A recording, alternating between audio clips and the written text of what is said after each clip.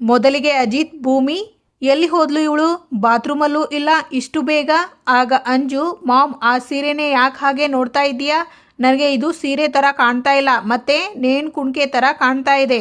ಮನೆಗೆ ಬಂದು 1 ವರ್ಷ ಆಗ್ತಾ ಇದೆ. ಸೋಫಾ ಕುರ್ಚಿ ಥರ ಒಂದು ಕಡೆ ಬಿದ್ಕೊಂಡಿದ್ದ ಶಾರದಾ ಈಗ ಇದ್ದಕ್ಕಿದ್ದ ಹಾಗೆ ಇಷ್ಟೊಂದು ಆ್ಯಕ್ಟಿವ್ ಆಗಿ ಹೇಗೆ ಆದ್ಲು ಅಂತ ಯಾರೋ ಅವಳಿಗೆ ಕೌನ್ಸಿಲಿಂಗ್ ಕೊಡ್ತಾ ಕೊಡ್ತಾ ಹಳೆಯದೆಲ್ಲ ಅವಳಿಗೆ ನೆನಪಿಗೆ ಬರೋ ಹಾಗೆ ಮಾಡ್ತಾ ಇದ್ದಾರೆ. ಮಾಮ್, ಈ ಮನೆಯಲ್ಲಿ ಅಂತ ಸೈಕಾಲಜಿಸ್ಟ್ ಯಾರಿದ್ದಾರೆ ಹೇಳು?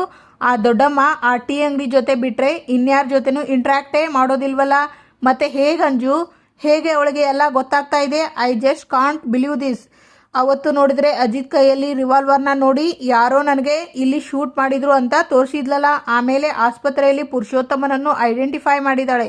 ಇವತ್ತು ಈ ಸೀರೆ, ಓ ಗಾಡ್, ನಾಳೆ ದಿನ ಈ ಸೀರೆ ಹುಟ್ಟಿದ್ದು ನಾನೇ, ಅವಳನ್ನ ಶೂಟ್ ಮಾಡಿದ್ದು ನಾನೇ ಅಂತ ಎಲ್ಲರ ಮುಂದೆ ಹೇಳಿಬಿಟ್ರೆ ನಾನು ಏನು ಮಾಡಲಿ? ಅಯ್ಯೋ ಮಾಮ್, ನೀನು ಈ ಥರ ಎಲ್ಲ ಮಾತಾಡಬೇಡ ಮಾಮ್, ನನಗೆ ಸಖತ್ ಭಯ ಆಗುತ್ತೆ ಮಾಮ್. ನನ್ನ ಮದುವೆಗಿಂತ ಮುಂಚೆ ಶಾರದಾ ದೊಡ್ಡಮ್ಮಗೆ ಏನೂ ನೆನಪು ಬರಬಾರ್ದು, ನೀನು ಸಿಕ್ಕಾಕೋಬಾರ್ದು ಅಂತ ದಿನ ದೇವರ ಹತ್ರ ಪ್ರೇ ಮಾಡ್ತೀನಿ ನಾನು. Calm down Anju. ನೀನೇನೆ? ಏ ಬಿಡು, ನೀನು ಭಯ ಪಡೋ ಥರ ಏನೂ ಆಗಲ್ಲ. ಬೈ ಚಾನ್ಸ್ ಆದರೆ ಅಂಥ ಸಂದರ್ಭ ಬಂದರೆ ಅಶ್ವಿನಿ ಕತೆನ ಮುಗಿಸಿದ ಹಾಗೆ ಶಾರದನಿಗೂ ಒಂದು ಗತಿ ಕಾಣಿಸಿಬಿಡ್ತೀನಿ. ಹೌದು, ಅವಳಿಗೆ ಪೂರ್ತಿ ನೆನಪು ಬರೋವರೆಗೂ ನಾನ್ಯಾಕೆ ಕಾಯಬೇಕು? ಅವಳನ್ನೇ ಎತ್ಬಿಟ್ರೆ ನನ್ನ ಕೆಲಸ ಆಗಿ ಹೋಗುತ್ತಲ್ಲ. Ma'am, I will be back in a minute. Okay. Raman ಅಂತ ಸೀರೆ ಹಿಡ್ಕೊಂಡು ಅಳ್ತಾರೆ ಶಾರದಾ. ಶಾರದಾ ಆಗ ನಚ್ಚಿ, ಅಂಜು ಯಾವ ಮಾತ್ರೆ ತಗೊಂಡಿಯೇ, ಏನೇ ಆಯಿತು? ಅಂಜು, ಯಾವ ಮಾತ್ರೆ ತಗೊಂಡೆ, ಏನಾಯಿತು? ಅದು ಯಾಕೋ ಸಡನ್ ಆಗಿ ತಲೆ ನೋಯೋಕೆ ಶುರುವಾಗಿ ಹೋಯಿತು ನಚ್ಚಿ. ಅದಕ್ಕೆ ಒಂದು ಪೇನ್ ಕಿಲ್ಲರ್ ತಗೊಂಡೆ ಅಷ್ಟೇ. ತಲೆನೋವಾ? ನಿನಗೆ ಜ್ವರ ಅಂತೂ ಇಲ್ಲ. ಯಾವ ಮಾತ್ರೆ ತಗೊಂಡೆ ತೋರಿಸು ನನಗೆ. ಅಲ್ಲ, ಅದು ಮಾಮ್ಗೆ ಹೇಳಿದೆ ತಲೆನೋಯ್ತಿದೆ ಅಂತ, ಅವರು ಕೊಟ್ಟರು, ಅದನ್ನೇ ತಗೊಂಡೆ ಅಷ್ಟೇ. ಹೌದಾ, ತಲೆನೋವು ಅಂದೆಲ್ಲ, ಬಾಯಿಲಿ. ಏ ಯಾಕೆ ಅಳ್ತಾ ಇದೀಯಾ, ಏನೇ ಆಯಿತು? ನಾವೆಲ್ಲಾದರೂ ಆಚೆ ಹೋಗಿ ಬರೋಣವಾ ಪ್ಲೀಸ್? ನನಗೂ ಸೇಮ್ ಥಾಟ್ ಬಂದಿತ್ತು, ನಿನ್ನನ್ನು ಕರೆಯೋಣ ಅಂತಾನೆ ಬಂದೆ. ಆದರೆ ಇಲ್ಲಿ ನೀನು ನೋಡಿದರೆ ತಲೆನೋವು ಅಂತ ಒದ್ದಾಡ್ತಾ ಇದ್ದೆ. ಪರವಾಗಿಲ್ಲ, ನಿನ್ನ ಜೊತೆ ಸ್ವಲ್ಪ ಟೈಮ್ ಸ್ಪೆಂಡ್ ಮಾಡಿದರೆ ನಾನು ರಿಲ್ಯಾಕ್ಸ್ ಆಗ್ತೀನಿ. ಪಕ್ಕಾ? ಹ್ಞೂ, ನನಗೆ 5 ನಿಮಿಷ ಟೈಮ್ ಕೊಡು. I will be ready. Okay, ನಾನು ಹೋಗಿ ರೆಡಿಯಾಗಿ ಬರ್ತೀನಿ. ಡನ್.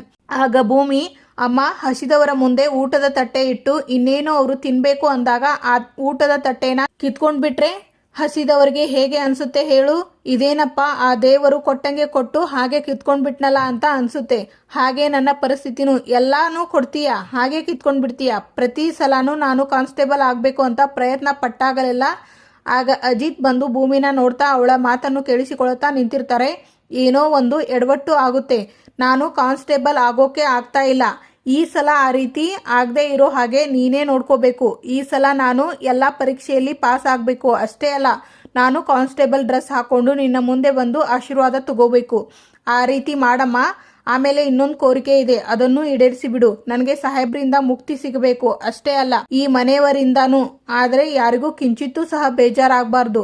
ಹಾಗೆ ನೀನು ನೋಡ್ಕೋಬೇಕು. ನನ್ನ ಎಲ್ಲ ಆಸೆನೂ ನೀನೇ ಈಡೇರಿಸಬೇಕು, ಸರಿನಾ? ಆದರೆ ಬೇಗ ನನ್ನ ಪಾಸ್ ಮಾಡಿಬಿಡು. ಪಾಸ್ ಮಾಡಿಬಿಡಮ್ಮ. ಹಾಗೆ ಪಾಸ್ ಆಗಿಬಿಡಬೇಕು. ಪಾಸ್ ಮಾಡಿಬಿಡಮ್ಮ. ಆಗ ಶ್ರವಣ್, ಹಲೋ, ನೀನು ದೇವರ ಮುಂದೆ ಕಣ್ಣು ಮುಚ್ಕೊಂಡು ಕೈ ಮುಕ್ಕೊಂಡು ಪಾಸ್ ಮಾಡು ಅಂತ ಪಾಸ್ ಆಗೋ ಹಾಗೆ ಇದ್ದಿದ್ರೆ ಪ್ರಪಂಚದಲ್ಲಿ ಎಲ್ಲರೂ ಎಲ್ಲ ಪಾಸ್ ಆಗಿ ಬಿಟ್ಟಿರೋರು.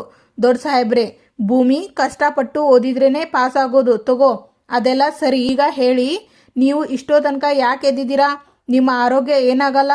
ಮಗಳಾದವಳು ಒಂದೇ ಗುರಿನ ಸಾಧಿಸುವುದಕ್ಕೋಸ್ಕರ ಈ ರೀತಿ ನಿದ್ದೆಗೆಟ್ಟು ಕಷ್ಟಪಡ್ತಾ ಇದ್ರೆ ತಂದೆ ಆದವನು ನೋಡ್ಕೊಂಡು ಸುಮ್ಮನೆ ಇರೋದಕ್ಕೆ ಆಗುತ್ತಾ? ಇಂಥ ಟೈಮಲ್ಲಿ ತಾನೇ ನಿನ್ನ ಜೊತೆ ನಿಂತ್ಕೋಬೇಕು ತಂದೆಯಾದವನು.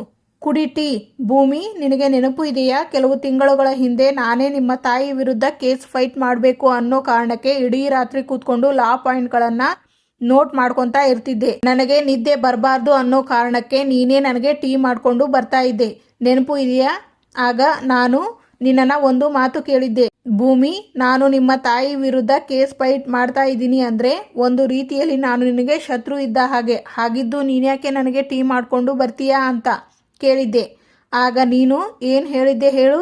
ನೋಡಿ, ನೀವು ಮನೆ ಆಚೆ ವಕೀಲರು ಇರಬಹುದು, ಆದರೆ ಮನೆ ಒಳಗೆ ಬಂದರೆ ನೀವು ನನ್ನ ತಂದೆ ಆರೈಕೆ ಮಾಡುವುದು ನನ್ನ ಕರ್ತವ್ಯ ಅಲ್ವಾ?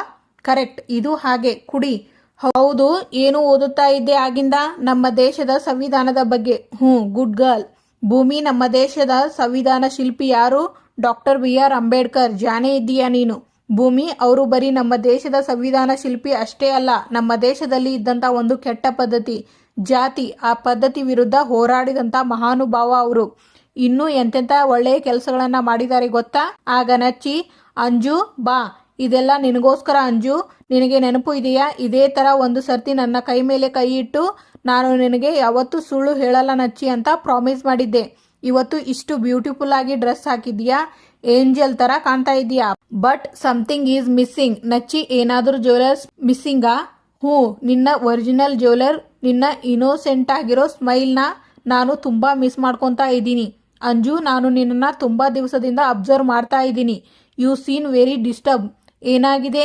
ಆ್ಯಂಡ್ ರಿಮೆಂಬರ್, ನೀನು ನನಗೆ ಯಾವತ್ತೂ ಸುಳ್ಳು ಹೇಳಲ್ಲ ಅಂತ ಪ್ರಾಮಿಸ್ ಮಾಡಿದೀಯಾ. ಆ್ಯಂಡ್ ಮೋರ್ ಓವರ್, ನನಗೆ ಗೊತ್ತು ನೀನು ನನ್ನ ಹತ್ರ ಸುಳ್ಳು ಹೇಳುವಷ್ಟು ಕೆಟ್ಟವಳಲ್ಲ ಅಂತ. ಏನಾಗಿದೆ ನಚ್ಚಿ?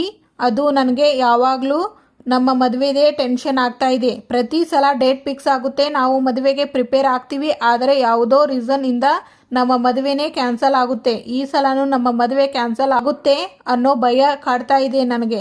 ನಚ್ಚಿ, ನಿನಗೆ ನನ್ನ ಜಾತಕದ ಬಗ್ಗೆ ಗೊತ್ತಲ್ವಾ? ಈ ತಿಂಗಳು ಮುಗಿದ್ರೆ ಇನ್ಯಾವತ್ತೂ ನನಗೆ ಮದುವೆ ಯೋಗ ಇಲ್ವಂತೆ. ಆದರೆ ನನಗೆ ಅದರ ಬಗ್ಗೆ ಟೆನ್ಷನ್ ಇಲ್ಲ. ಎಲ್ಲಿ ನೀನು ನನ್ನ ಕೈ ತಪ್ಪಿ ಹೋಗ್ತೀಯಾ, ನನ್ನಿಂದ ದೂರ ಆಗ್ತೀಯಾ ಅನ್ನೋ ಭಯ ನನಗೆ. ನಚ್ಚಿ, ಪ್ಲೀಸ್, ನೀನು ಯಾವತ್ತೂ ನನ್ನ ಬಿಟ್ಟು ಹೋಗಬೇಡ, ಯಾವಾಗಲೂ ನನ್ನ ಜೊತೆಗೆ ಇರು. ನಾನು ಯಾವಾಗಲೂ ನಿನ್ನ ಜೊತೆಗೆ ಇರ್ತೀನಿ. ಈ ಸರ್ತಿ ನೋಡು, ಯಾವುದೇ ಅಡೆತಡೆ ಬಂದರೂ ನಮ್ಮ ಮದುವೆ ನಡೆಯುತ್ತದೆ. Trust me. ಎಲ್ಲಿ happy? I am very happy. ಆಗ ದೇವಯಾನಿ, ಶಾರದಾನ ಮುಗಿಸೋಕೆ ಏನಾದರೂ ಐಡಿಯಾ ಬಂತಾ ಭದ್ರಾ? ಮೇಡಮ್, ಯಾರು ಸಾಯಿಸಿದ್ದು ಅಂತ ಗೊತ್ತಾಗದೇ ಇರೋ ಹಾಗೆ ಆ ಶಾರದಾನ ಮರ್ಡರ್ ಮಾಡೋದಕ್ಕೆ ನನ್ನ ಹತ್ರ ಒಂದು ಒಳ್ಳೆ ಐಡಿಯಾ ಇದೆ. ಮೇಡಮ್, ಏನು ಐಡಿಯಾ? Poison injection. ಪಾಯ್ಸನ್ ಇಂಜೆಕ್ಷನ್ನಾ? ಈ ಹಳೆ ಟೆಕ್ನಿಕ್ ಎಲ್ಲ ವರ್ಕೌಟ್ ಆಗಲ್ಲ ಭದ್ರಾ.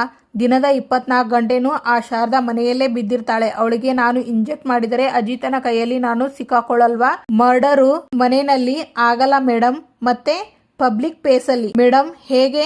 ಮೇಡಮ್, ನೀವು ಏನಾದರೂ ಒಂದು ನೆಪ ಹುಡುಕಿ ಆ ಎಮ್ಮನ್ನ ಹೇಗಾದರೂ ಸರಿ ಪಬ್ಲಿಕ್ ಪ್ಲೇಸಿಗೆ ಬರೋ ಹಾಗೆ ಮಾಡಬೇಕು ಮೇಡಮ್. For example park.